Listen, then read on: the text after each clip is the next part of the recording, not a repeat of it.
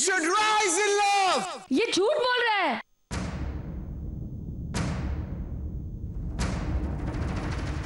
कौन था वो? किसने बोला? उस लड़की ने बोला।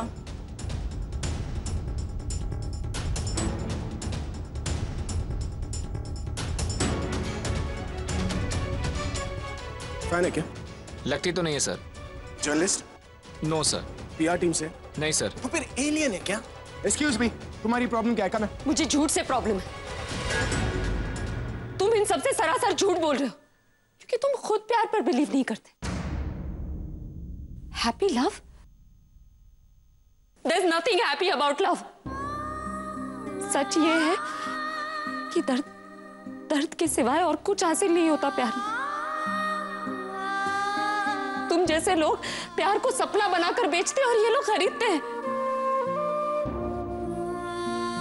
जबकि सच तो ये है कि प्यार सिर्फ एक बहकावा है, बेवकूफी है जिसमें सबका दिल टूटता है। आज तुम्हारी बात सुनकर इनमें से कई लोग प्यार में पड़ना चाहेंगे और प्यार में पड़ जाएंगे, लेकिन उसके बाद क्या? कुछ दिनों के लिए, कुछ महीनों के लिए सपने देखेंगे, लेकिन उसके बाद क्या? उसके बाद तो उन्हें सच पता चलेगा, उनका दिल टूटेगा। तुम नहीं आओगे उनको संभालने के लिए।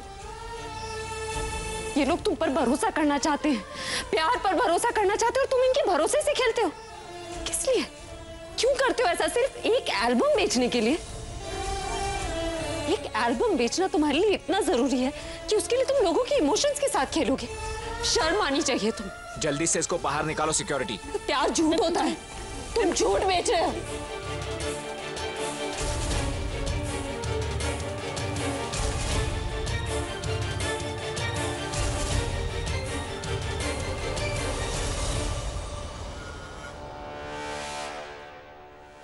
देखिए आप लोग मेरा हाथ छोड़िए, मैं कुछ गलत थोड़ी बोली हूँ। मैं जा रही हूँ ना, आप हाथ छोड़िए। आप तमीज ही नहीं किसी।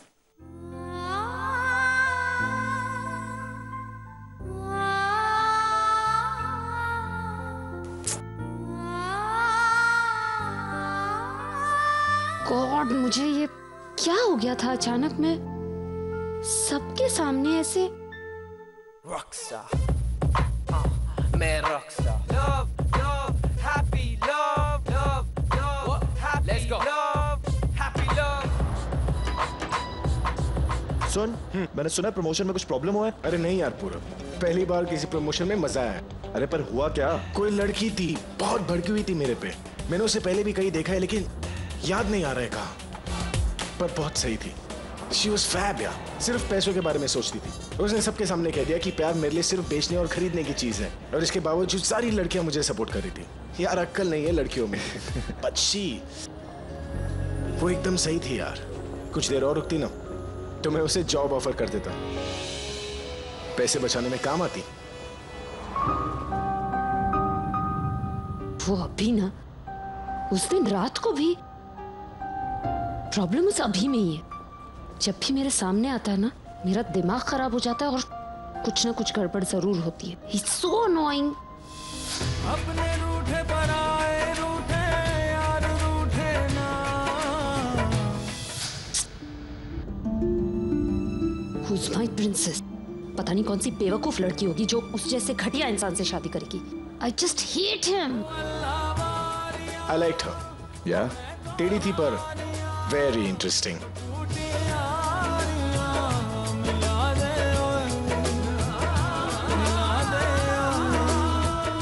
Cold drink. हाँ हाँ ये ठीक है, चल ला। अरे जल्दी बदलो ना चैनल। दादी हाँ रुको। इधर लाओ, मैं चेंज करती हूँ। बुलबुल वो वाला चैनल लगा? ये? हाँ बस यही वाला। ये कौन है? ये तो वो दादी अभी। इसे कहते हैं एंटरटेनमेंट। हम आपको दिखा रहे हैं रॉकस्टार अभी के कजन आकाश की रोके की वीडियोस। पार्टी बॉय आकाश की फियांसे कोई और नहीं बल्कि जाने माने बिजनेस टाइकून शशि जायसवाल की बेटी पेज 3 स्टेपल सुकृति जायसवाल हैं। Sukriti is a part time designer and painter और अब वो बहुत जल्द बनेगी फुल टाइम वाइफ। वैसे दादी, ये आकाश बड़ा हैंडसम है नहीं? आकाश को छोड़, उसकी फियांसे को देख कितनी सुंदर है। दादी कितने अच्छे लग रहे हैं ना साथ में दोनों। और दादी उसकी ड्रेस देखो, आपको पता है कितनी महंगी होगी? कितनी? कम से कम 10 लाख की होगी। अरे वो छोड़, अभी को देख कैसे आकाश को और सुकृति को हक कर रहा है। इन दोनों की ना डेफिनेटली लव मैरिज होगी। बिल्कुल, वो तो साफ दिख रहा है। और वो लड़की कितनी खुश है, बहुत लकी होगी नहीं? रचना, ये लड़की कहाँ चली गई?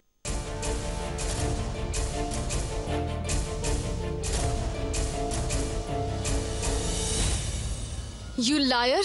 इतना बड़ा झूठ बोला तुमने मुझसे। मुझे कहा कि शादी तुम अपनी मम्मी की वजह से कर रहे हो, जबकि असलियत तो यह है कि तुम उससे प्यार करते हो। रचना, मैंने तुमसे कोई झूठ नहीं बोला है। और कितने झूठ बोलोगे? कोई अंधा भी बता देगा कि ये शादी कोई मजबूरी में नहीं कर रहे हो तुम। You are in love with that girl. तुम्हारे फोटोज, वीडियोस हर न्यूज चैनल पर आ रहे हैं।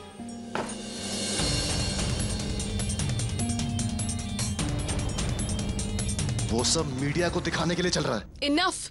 और बेवकूफ मत बनाओ मुझे। You have used me. धोखा दिया है तुमने मुझे। तुमने मुझसे कहा कि ये शादी तुम मजबूरी में कर रहे हो, इसीलिए मैंने भी माँ से अपनी शादी के लिए हाँ बोल दिया। मुझे क्या पता था कि तुम ऐसा कैसे कर सकते हो मेरे साथ। You can't do this to me.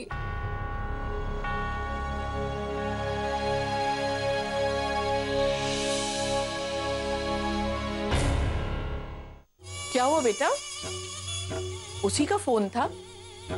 हाय, वो मेरे पुत्र को ब्लैकमेल कर रही है। नहीं मॉम, यू डोंट नो हर। सीधी सादी सी लड़की है बेचारी, इतना परेशान। पुत्र, तू ना बहुत ही भोला है, कुछ नहीं समझता। अरे यही सब तरीके होते हैं ब्लैकमेल करने के। अच्छा सुन, तेरे पास उसकी और तेरी फोटो होंगी ना? इस बार जब उसने फोन किया तो साफ कह देना, अगर उसने तेरा पीछा नहीं छोड़ा तो तू सारी फोटोज इंटरनेट पे डाल देगा। मॉम,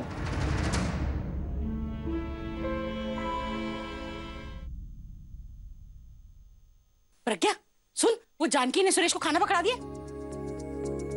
हाँ माँ। अच्छा देख देख देख, मुझे तुझे ये दिखाना था। देख, तेरी शादी के ना सारे जेवर मैंने तैयार करवा दिए, पुराने वाले तुड़वा के नए डिजाइन के बनवा दिए। क्या सोच रही थी कि रचना की शादी आने वाली है ना, और वैसे भी अब तो तू भाभी बनने वाली है, तो तुझे भी अपनी तरफ से कुछ देना चाहिए। ये चेन कैसी रहेगी? क्यों कर रहे हो? क्यों कर रही है मतलब? रिश्तेदारी है बेटा, निभानी तो पड़ेगी। वैसे भी माधवी जी और रचना ने कितना कुछ किया है ना हमारे लिए। आज अगर ये खुशी का दिन हम देख पा रहे हैं तो सिर्फ उनकी वजह से। तुझे तो पता है तेरी शादी को लेकर मैं। अब क्यों होती है इतनी परेशान मेरी शादी को लेकर? जब टूट गई थी तब भी, और अब कभी कभी मुझे डर लगता है कि कहीं अगर फिर से मेरी शादी नहीं हुई तो आप। ऐसा क्यों बोल रही? ऐसा कुछ भी नहीं होगा। इतना अच्छा लड़का मिला है तुझे, ऐसा हो ही नहीं सकता। और अगर नहीं मिलता तो आप मुझे अपने पास नहीं रखना चाहती?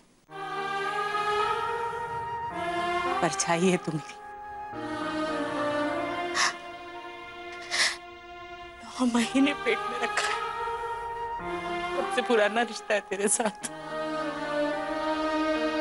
लेकिन मैं क्या करूं? मैंने तो ये रीत बनाई नहीं है ना कि बेटी जब बड़ी हो जाती है तो उसे माँ बाप का घर छोड़कर अपने ससुराल जाना पड़ता है, अपना घर बसाने। काश मैं ये बदल सकती, लेकिन मुझे पता है एक औरत के लिए 2 दिन सबसे खुशी के होते। पहला वो जब डॉक्टर उसको उसके हाथों में उसकी बच्ची देता है, और दूसरा वो जब वो वही हाथ उस इंसान के हाथ में सौंपती है जिस पर उसे ये विश्वास होता है कि वो मेरी बेटी को मुझसे भी ज्यादा खुश रखेगा। और माँ, अगर इस बार भी मेरी किस्मत ने मेरा साथ नहीं दिया, मेरी शादी फिर टूट गई तो? जितने दुख देखने थे तूने देख ली। अब तो तेरे जीवन में बस खुशियां ही खुशी। इतना अच्छा लड़का मिला तुझे, सुरेश ना कभी तुझे दुखी रखेगा ही नहीं।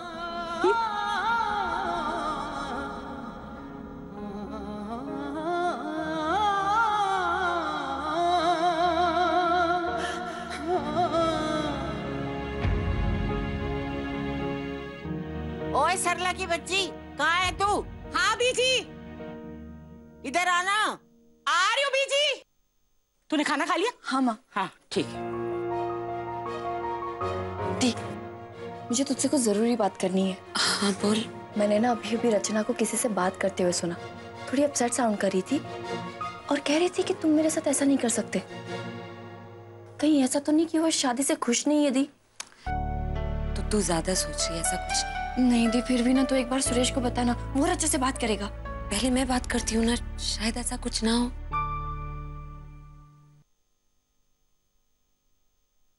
तेरे से कुछ बात करनी थी, तेरे अतीत के बारे में। कहीं प्रज्ञा भाभी ने मेरे और आकाश की बात तो नहीं सुन ली? हाँ भाभी। दरअसल बुलबुल ने ना शायद तुझे फोन पर। रच्चू, क्या हुआ? तू ठीक है? हाँ हाँ भाभी, मैं ठीक हूँ। ठीक कैसे है तू? चल चल उधर बैठ। तू इधर ही बैठ, मैं पानी लेकर आती हूँ।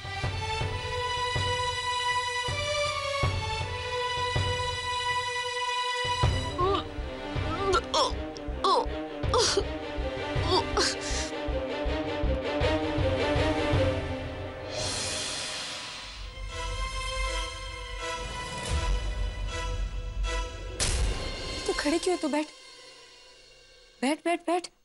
ये ले, ये पी। रच्चू पी लेना, नमक शक्कर वाला पानी है, तो बेटर फील करेगी। इतना पसीना आ रहा है तुझे। कल के फंक्शन को लेकर इतना सोच रही है ना, शायद इसलिए तबीयत खराब हो गई हो। होता है ऐसा। थोड़ी देर आराम कर ले, शायद तुझे अच्छा लगे।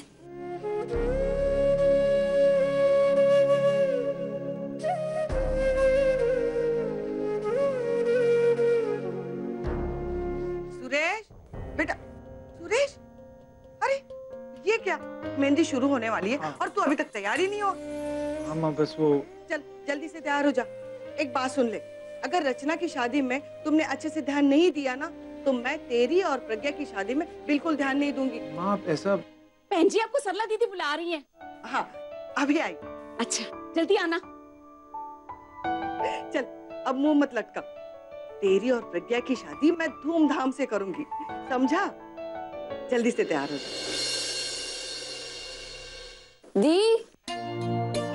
दी, तू जानती है मैंने रचना को ना रेड ड्रेस पहनाया, बहुत सुंदर लग रही है यार। और उसकी हेयर स्टाइल ना मैंने बनाई है, देखना सब तारीफ करेंगे उसके। और उसकी जो ज्वेलरी है ना,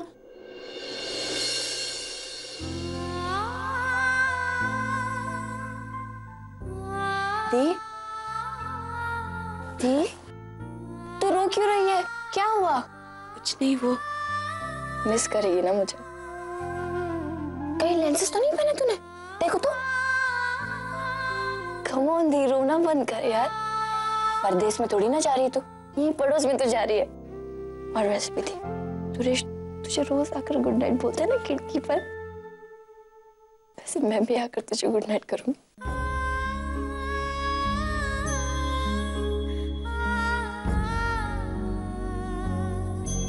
सब लोग तेरा इंतजार कर रहे हैं बाहर मेहंदी के लिए, और तू है कि यहाँ पे रो रही है और मुझे भी रुला रही है। मेरा मुस्कुरा तो ठीक है ना? चल जानकी जी, ये कचौरियाँ और समोसे और मंगा ले। अरे माधवी जी, यही नहीं खत्म होने वाले। 500 आदमी और आ जाए ना, तो वो भी खा सकते हैं इसी में। आ जाओ जल्दी। अरे मेहंदी की रस्म में जाओ।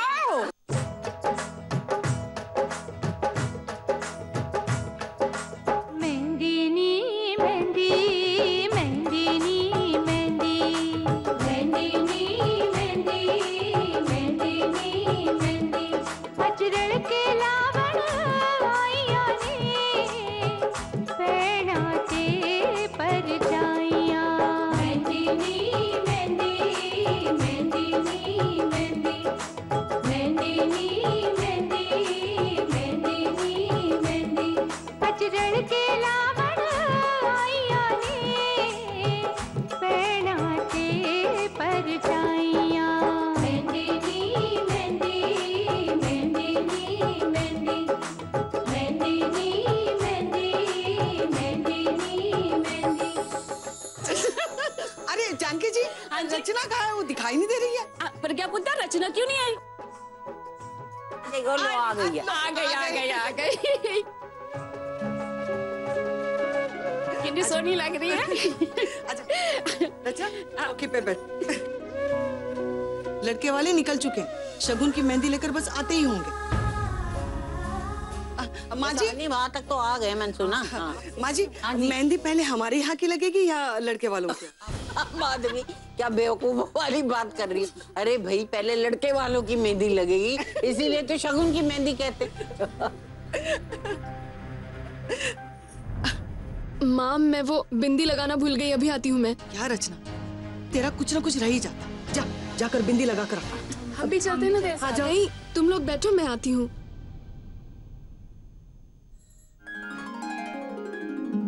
माँ अरे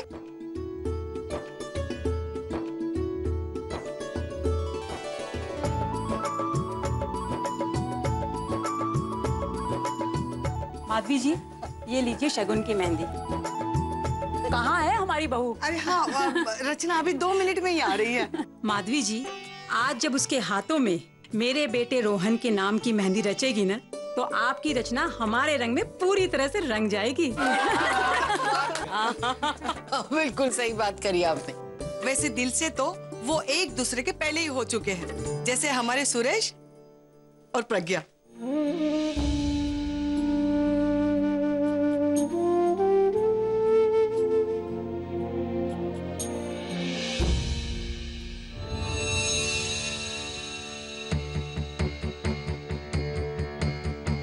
गॉड ये बार बार वॉमिटिंग।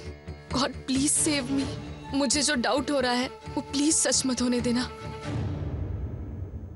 वैसे आंटी जी मेरी होने वाली भाभी कहाँ है? उनसे भी तो मिलाइए। अरे बेटा आती होगी, तुम्हें तो पता है लड़कियों को तैयार होने में कितना टाइम लगता है।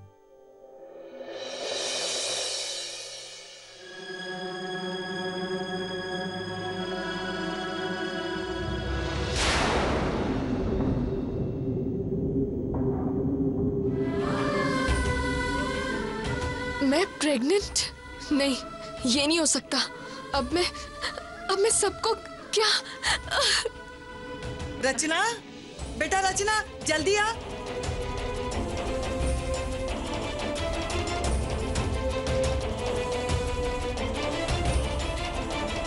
मैं प्रेग्नेंट कैसे हो सकती हूँ?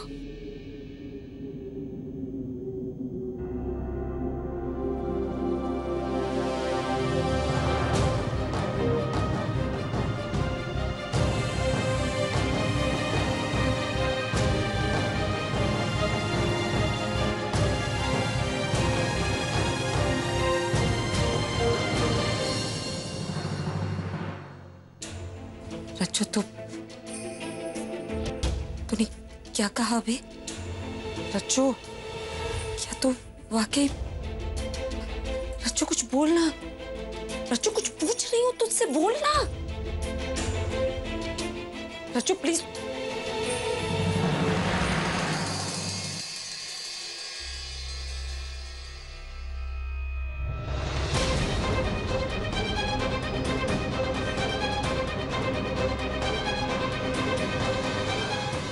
रज्जू तू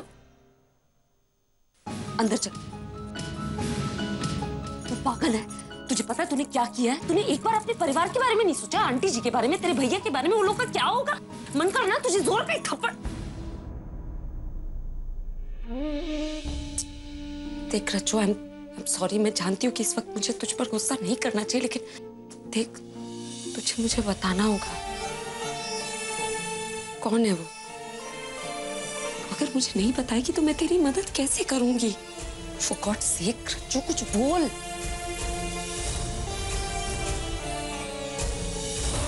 आकाश नाम है उसका। ये सब तब शुरू हुआ जब मैं अपने कॉलेज का असाइनमेंट करने मुंबई आई और उसी कॉलेज में एडमिशन लिया जिसमें वो भी पढ़ता था। मुझे लगा था कि इस पहली मुलाकात के बाद बात वहीं खत्म हो गई, लेकिन मैं गलत थी। उस मुलाकात के बाद से ही सब कुछ शुरू हुआ।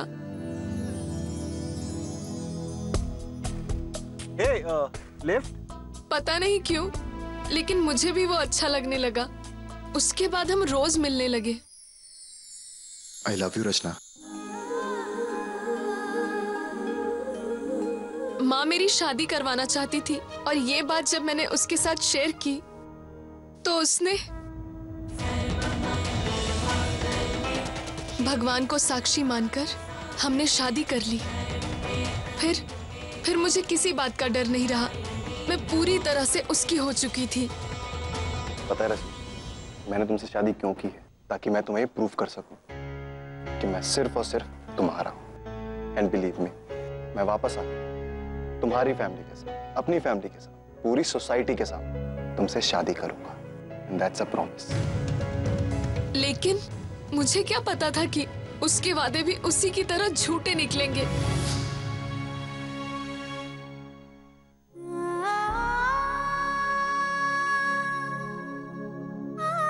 और 1 महीने बाद मैंने देखा कि उसकी शादी एक बहुत बड़े बिजनेसमैन की बेटी के साथ तय हुई है। मैंने फौरन उससे फोन लगा के उससे जवाब मांगा तो उसने बेशर्मों की तरह हाँ भी बोल दिया कि ये शादी वो अपनी माँ की वजह से कर रहा है। उसकी माँ ने उसे फोर्स किया उस लड़की से शादी करने के लिए, इसीलिए क्योंकि उसके पास पैसा, नाम, शोहरत सब कुछ है। उसके लिए आगे बढ़ना इतना आसान था, मुझे नहीं मालूम था। लेकिन मेरे लिए